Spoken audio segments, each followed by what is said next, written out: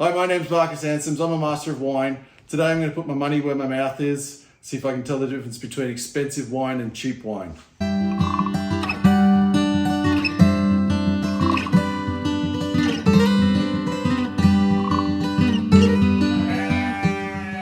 So today I'm going to taste through some wines. My wife has kindly bought some wines for me. Thank you, Rachel.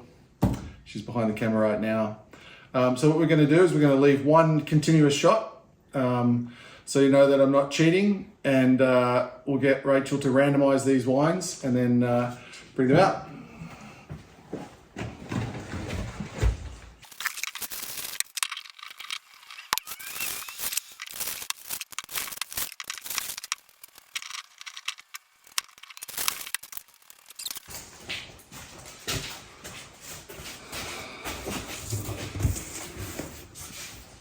Okay,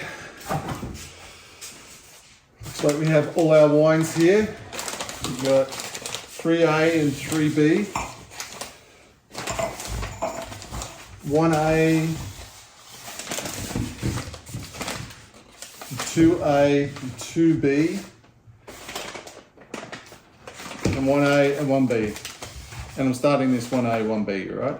Okay, so I'll just put a microphone on and then you'll be able to hear me. All right, so here we go. 1A appears to be a sparkling wine.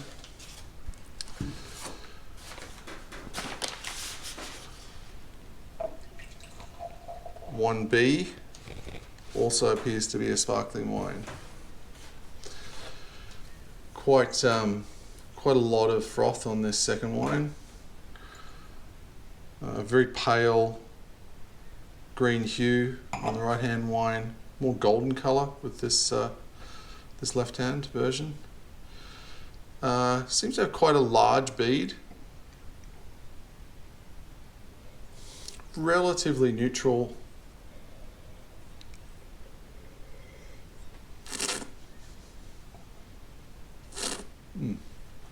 But lovely lovely autolytic notes. Bone dry, crisp.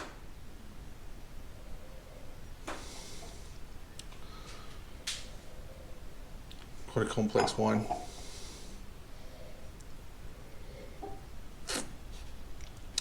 Evidently this froth is keeping there. This has lost its bead quite quickly, which could point to a little bit of older wine potentially. This colour maybe denotes a little bit of age. On the nose, this guy is more grapey, I would say. It's like I don't necessarily get any yeasty flavours. Maybe pointing to more direct carbonated or perhaps a Charmat process.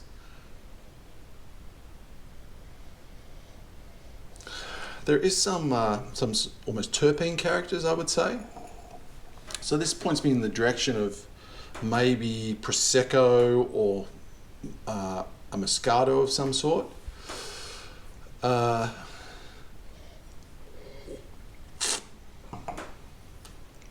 Seems like relatively low alcohol and quite sweet. Not tremendous amounts of acidity. I would say this is more in kind of the sparkling Moscato style.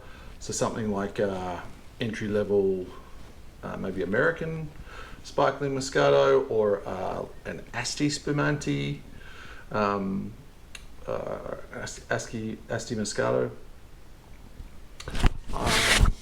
I'm going to say this is an Asti, so a Spumante, so Northern Italy, Piemonte. I'm going to say it's an Asti Spumante of entry-level quality. This guy's really starting to open up. There's lots of these bready brioche notes, quite saline, almost a kelp seaweed note.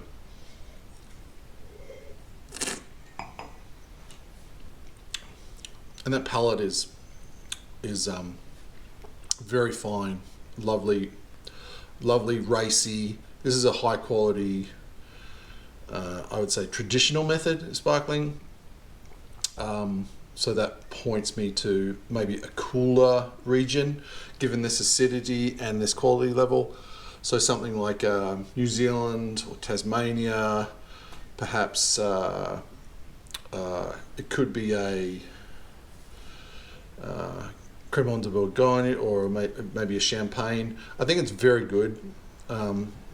So I'm going to say this is Champagne. There seems to be a reasonable amount of age with this, so it's either an older vintage or I would say a non-vintage that has some blended older wine in it. So here we go. Okay. Rachel said to unveil it, so I am. Okay, so not too far off the mark. This is a Charles Heidsieck Brut Reserve, so this is a non-vintage Champagne. Excellent, great. And so, here's my Asti.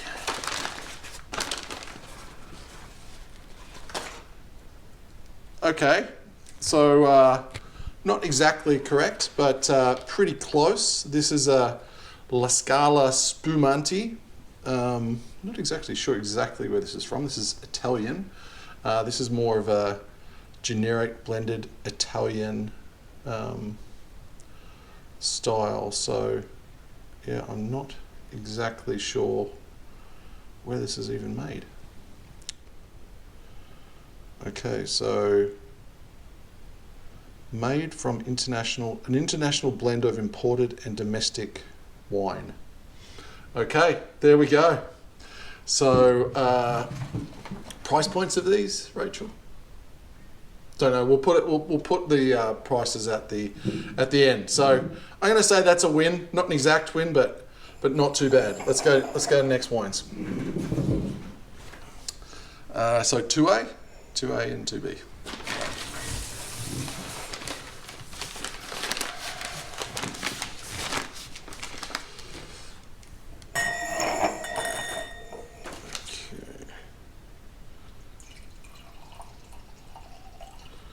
Okay, this is 2A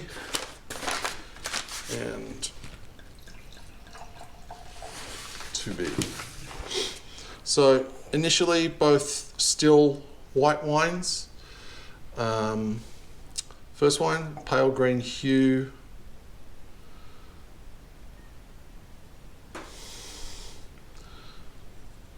Quite herbaceous, very herbal style. Slightly stinky, a little bit of reduction. Snow pea. Okay.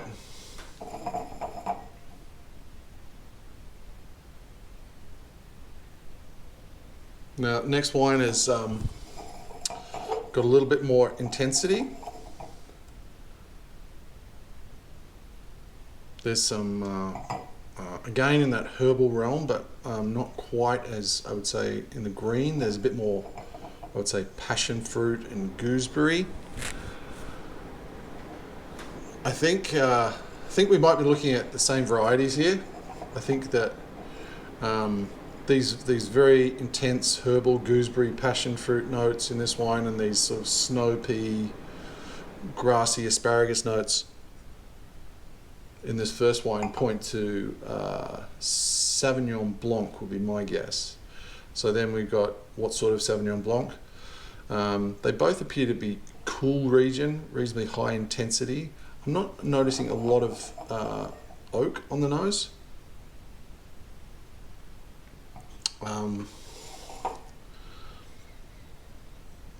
But both relatively high intensity. Quite good wines actually. I mean, I'm not sure the price, which is, you know, well, I have an idea, but they're both actually, let's say the cheap one is shooting above its weight.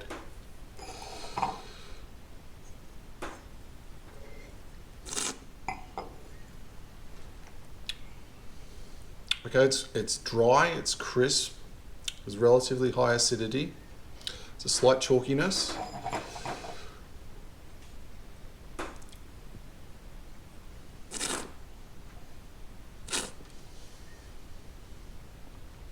This wine has quite a bit more richness. There's a roundness to it, almost a nettle character.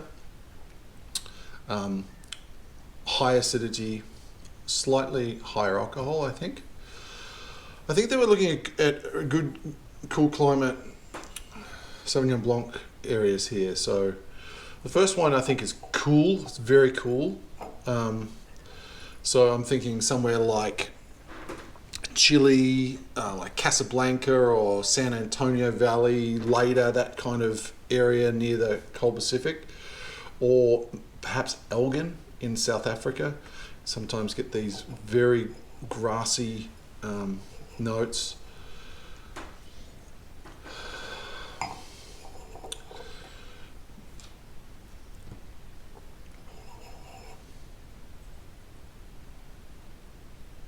Could be Tasmania maybe.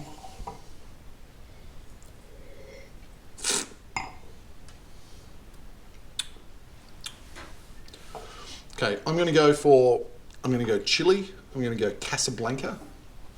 Relatively young wine, so in the last 2-3 years, I'd say 2021 for that guy.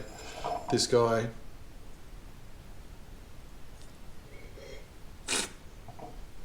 is a step up in quality. I'm going to say this is the expensive one, and that we're looking at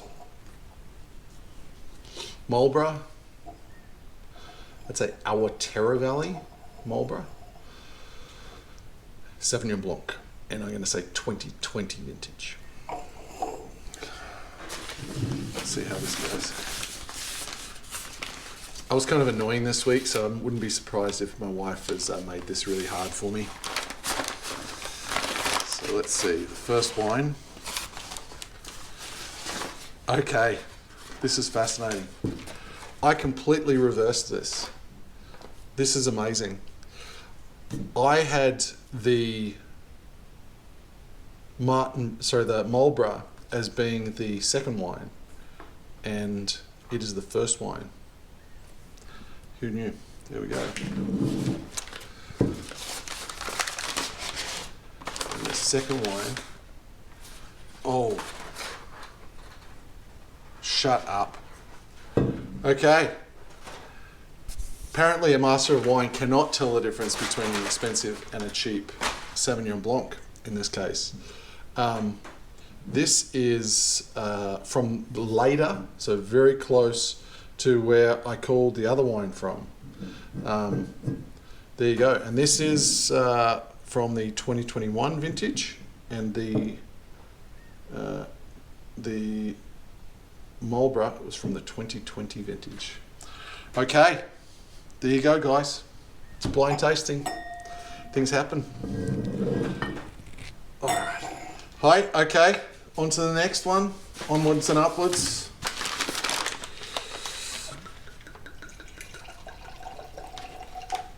Okay, first wine, red wine, very deep in colour. Next wine, also a red wine. Not quite as deep in colour, but also seems to be quite dark, quite deep. All right, let's have a smell. Okay, immediately lots of ripe black fruit. There's a cassis quality, chocolate, vanillin. Almost, I would say a slight eucalypt note. But really just that chocolatey, rich, ripe black fruit.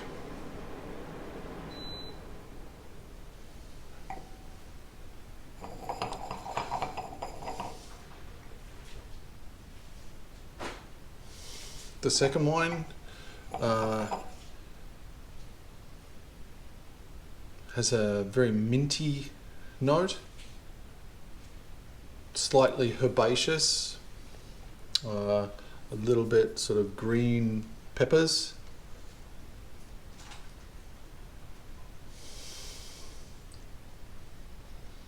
And not as much of that obvious oak influence that the first wine has, okay, on the palate.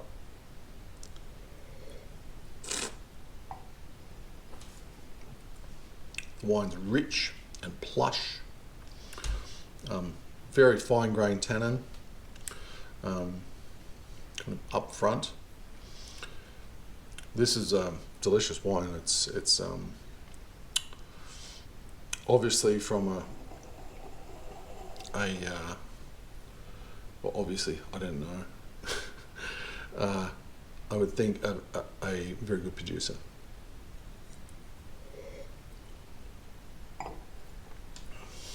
I think that varietally, looking at things like Bordeaux varieties, so maybe Merlot or Cabernet Sauvignon,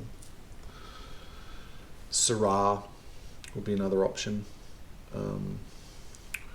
Okay, next one here.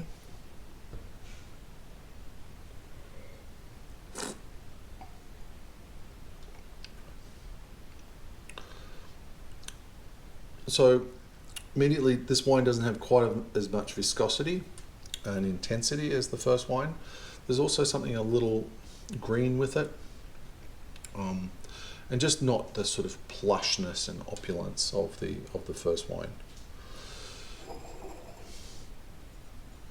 Given the high quality of the first wine, I'm going to say this is from a high-end Bordeaux producing region, so somewhere like Bordeaux or Napa Valley, perhaps Red Mountain in Washington, or maybe Tuscan Coast, Margaret River maybe in Western Australia.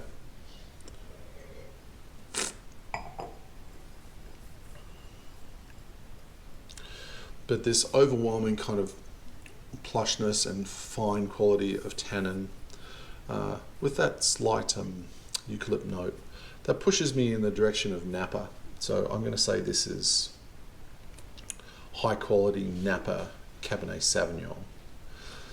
This wine here seems more entry level. Those herbal green pepper notes point more to maybe some unripe Cabernet Sauvignon. Doesn't really seem to have the plushness of Merlot. Sometimes more entry level Merlot is very, very plush. This is a little harder, a little leaner.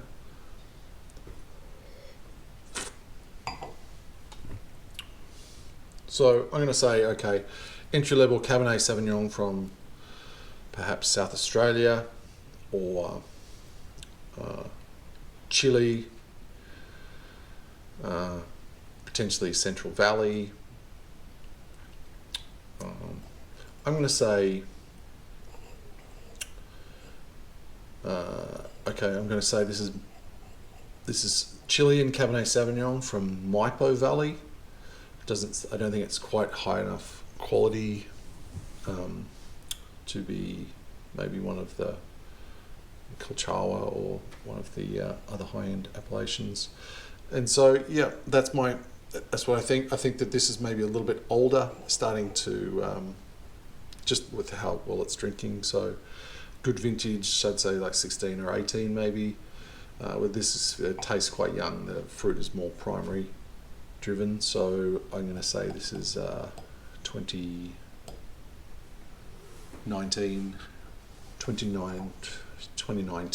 Maipo Cabernet Sauvignon.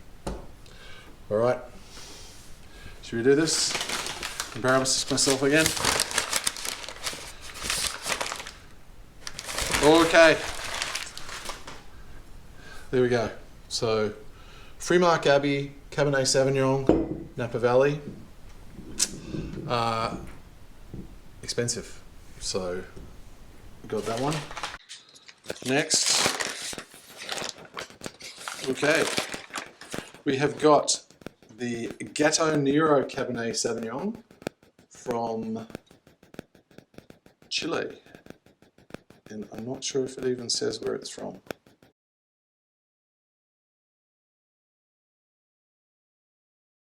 So there we go. Apparently I can taste expensive wine most of the time.